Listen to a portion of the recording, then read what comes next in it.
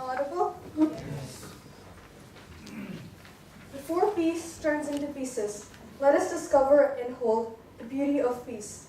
Youth leader of the day, fellow youth leaders, and distinguished guests, good afternoon. Good afternoon.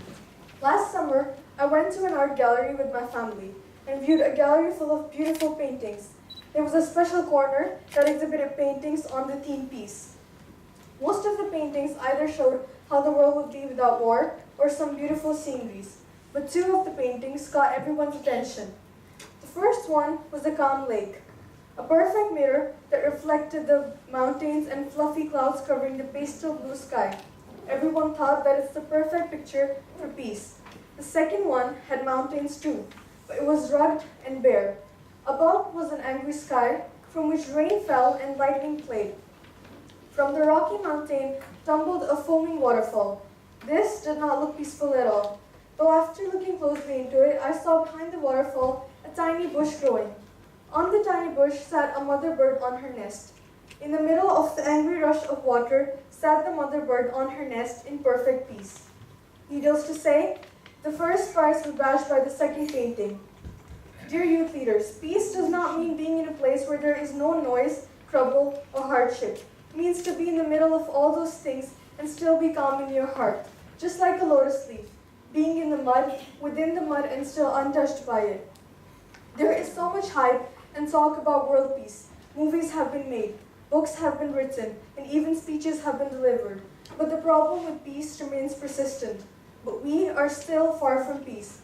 Most of us know its definition, but only a few understand. If you looked up the word peace in dictionary, chances are it would say something about tranquility and non-violence. But peace is much more than, if you search for a synonym, it might even say a truce. But peace is much more than a truce. Peace is not a situation or a condition. It is neither granted nor enslaved. It is something we all dream of and strive to achieve.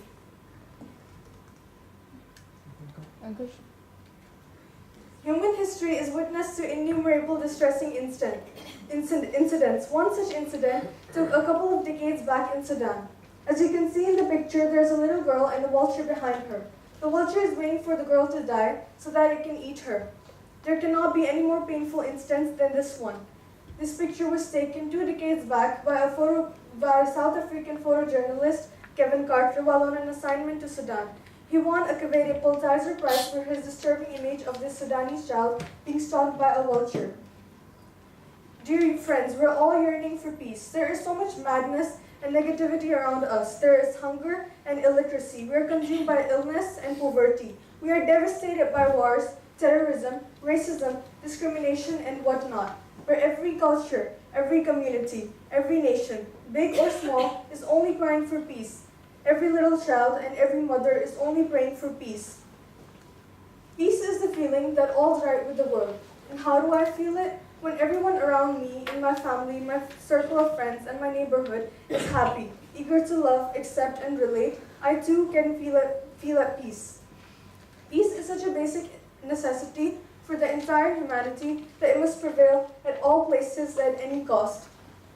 Starting from a small family, residing into a bigger one, to a community, to a much larger one, nations to nations, countries to countries, and regions to regions.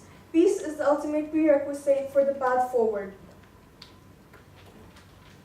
Peace is the mother of all progression. Without peace, a student cannot perform to his optimum in exams. Without peace, families cannot function properly. Without peace, nations cannot make progress. So let us orchestrate our efforts in every little way we can. Let us not bully our classmate for being short, tall, fat, or thin. Let us become more tolerant of one another and choose our words wisely before we speak. And speak kindly, give generously, and forgive quickly. Let us promise to cut the communication gap within the family Let us promise not to play or watch any violent games. Let us promise to help one person we come across daily. We have had enough war. It is time to cultivate a world full of freedom, equality, tolerance, and respect. I know my dream is not any different than yours. Together, we can all make a difference. Can we? Yes. Please take up the mic.